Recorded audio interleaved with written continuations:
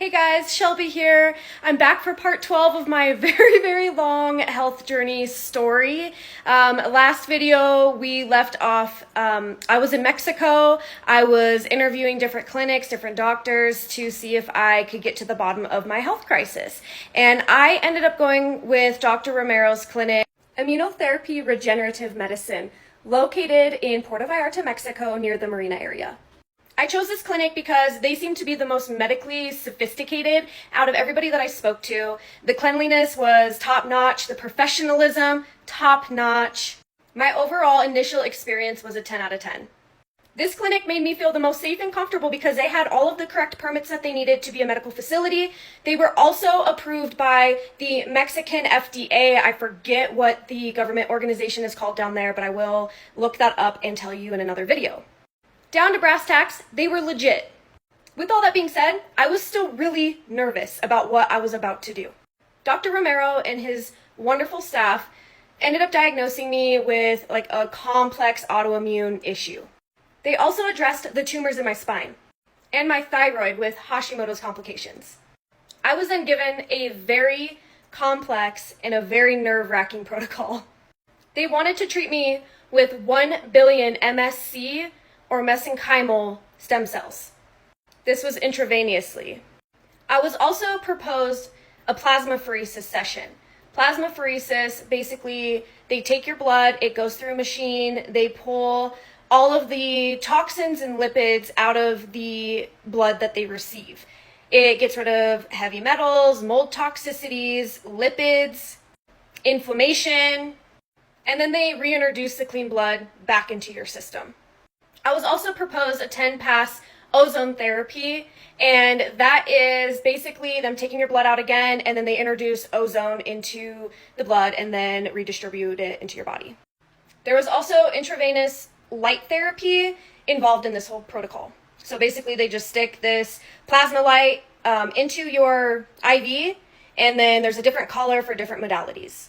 I would also be given a TIB treatment, aka an immunobiological treatment. This is to go after and metabolize or attack potential or already formed cancer cells.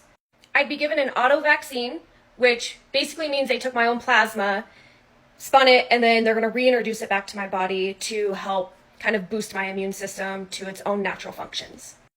DNA nucleotides would be introduced intravenously as well. This is to promote mitosis of my own healthy and functioning DNA cells. So it's just supposed to make all of those cells a lot stronger. I'd also be given exosomes, and that was going to help the stem cells combat inflammation and to support the regenerative effect of this entire protocol. This is basically stem cell food. It helps the stem cells go to where they need to go and give them the best nutrition to create the best results. Scary, right? I was given all of this beautiful scientific information, and I decided to take my time and think about it.